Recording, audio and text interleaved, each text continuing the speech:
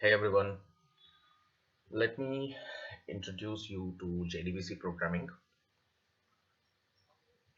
Here in this example, I'm working on JDK 1.8 and MySQL 8.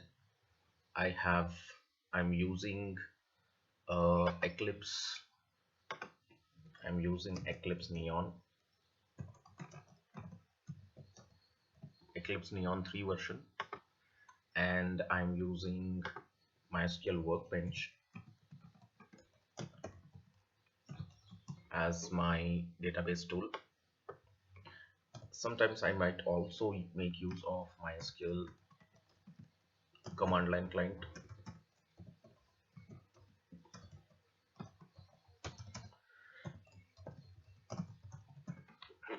Okay, just to show you that uh, it does not matter which tool we are using. What matters is both of them are the clients of the same server, MySQL server, and it will work in the exact same way. So these are the tools I'm using for this session, and our goal is to learn how to write JDBC programming and perform these operations with the help of JDBC.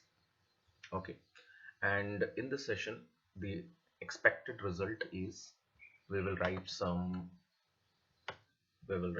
command line programs,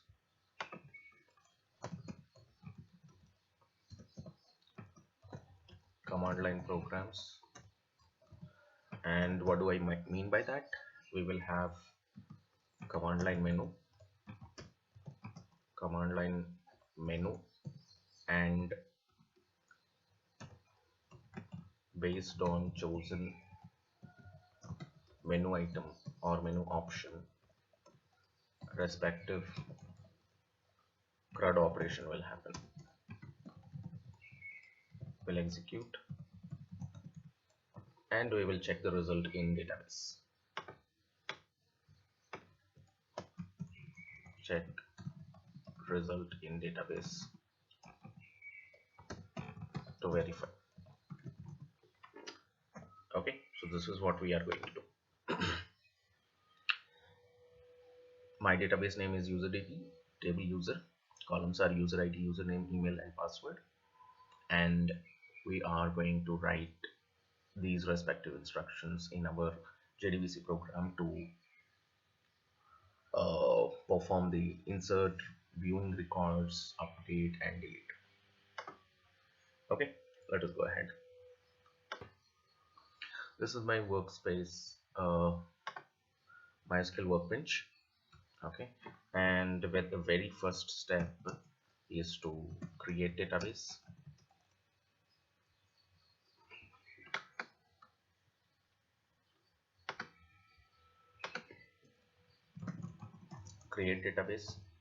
So command is create database userdb.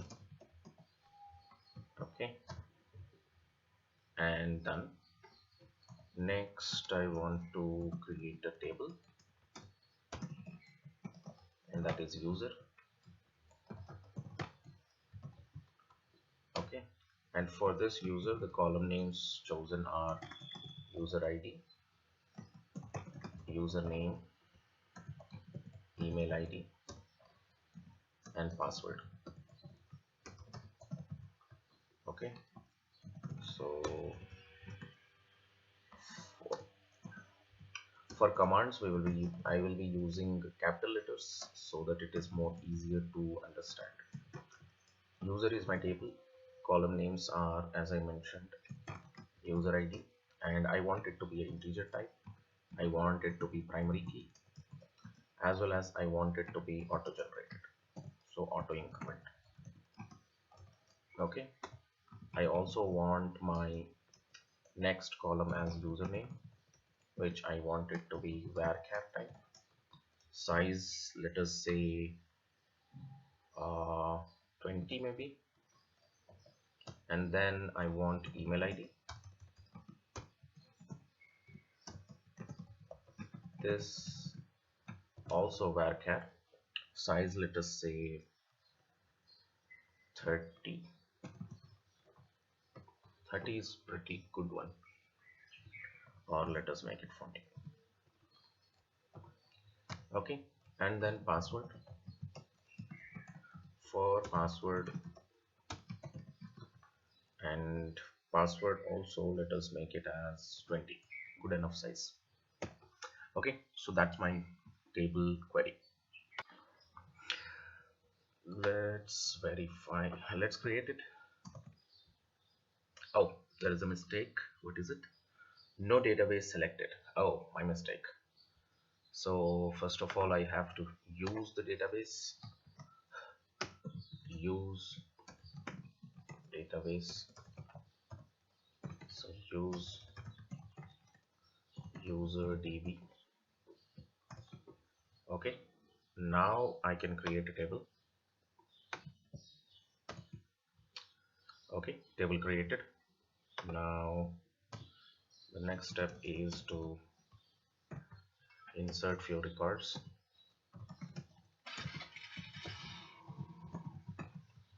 Okay, there are different ways of inserting record. Insert all column records. Let us say insert record using all columns is one way. We will try that way first. Insert into user values. Okay, and here I just have to mention all the column values. Let us give the values as 101 and username as my name, email as vikas@gmail.com, and password as vikas@123. Okay, this way I am inserting all the columns values at a time in the insert query. Okay, it is done. Now let us say I want to insert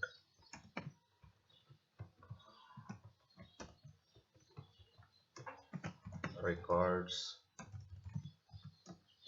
Okay, where I want to insert chosen insert record using chosen columns. Okay, I want to insert records using chosen columns, and for this the idea is simple. See, we have marked user ID as auto increment, and also we have marked user ID as primary key. By default, primary key will make sure that there is there is no null values, as well as it will make sure that there are always unique values, there are no duplicates. Okay, so suppose that if I am writing the same query once again, and if I want to insert it, we know that it will not be executed, it will not be uh, it will not be inserted. Let us test it. See, it is giving an error code 101 duplicate entry, and so we have to change it every time. That will be a little bit effort from our side, unnecessary effort. Instead, what we can do is we can insert the records based on chosen columns, and chosen columns could be only username, user email, email ID and password, ignoring the user ID. And for that we have a different syntax.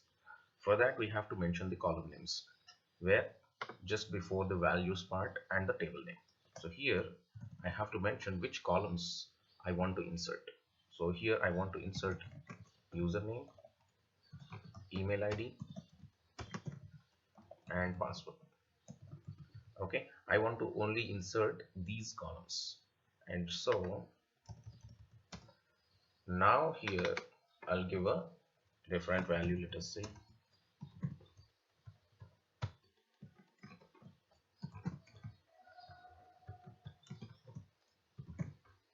okay, and here see, I'm trying to only insert username, email ID and password.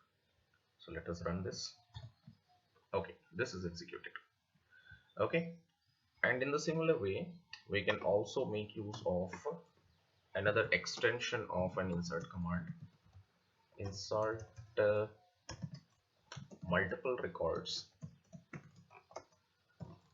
using chosen columns. Okay, so let me just copy this.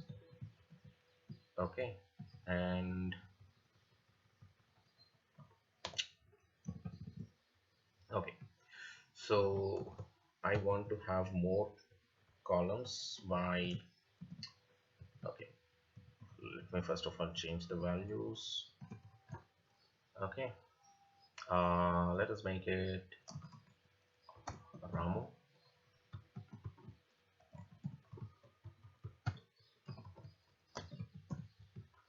Okay, and now I want more records, so comma and brackets, and here the first value once again is username column, then email address and password. So let us say Rani.